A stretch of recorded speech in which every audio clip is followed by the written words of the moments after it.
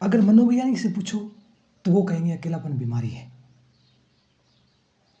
कम से कम 15 सिगरेट पीने जैसा घातक है अकेलापन। और जापान में तो अकेलापन बड़ा बढ़ता ही जा रहा है। अमेरिका, जापान, क्या कारण है कि इतना अकेलापन बढ़ता है? और बड़े मजे की बात है, जापान में तो लोग अपराध कर लेते हैं अकेलापन से बचने के लिए, ताकि जेल में चले जाएं और थोड़ा अकेलापन कम हो जाए। बड़ी अजीब बात है।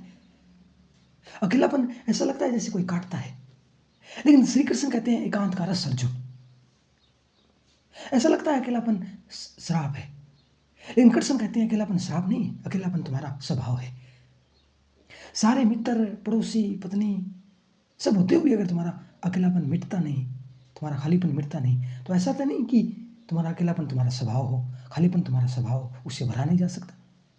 जिस दिन तुम अकेलेपन को मस्ती में ले लोगे, जिस दिन तुम एकांत का रस जान लोगे, तुम पाओगे अकेलापन श्राप नहीं वरदान है।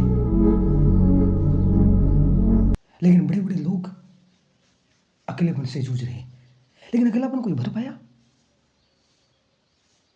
कोई अकेलापन को मिटा पाया?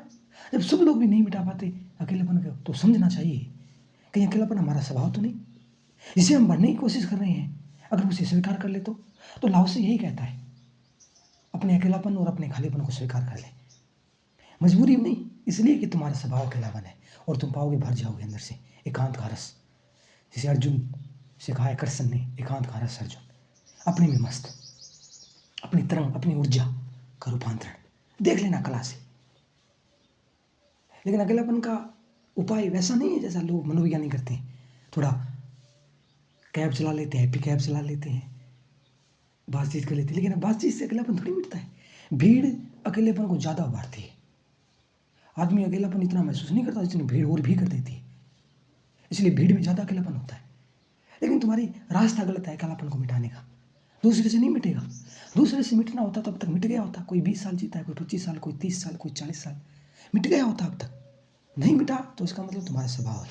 एकांत का रस जानना होगा, वो कला सीखनी होगी अकेलेपन की, मस्ती की, यहाँ दूसरे की याद ही ना आए, अपने में तृप्त, अपने में इतनी संतुष्टि कि दूसरे की याद ही ना आए।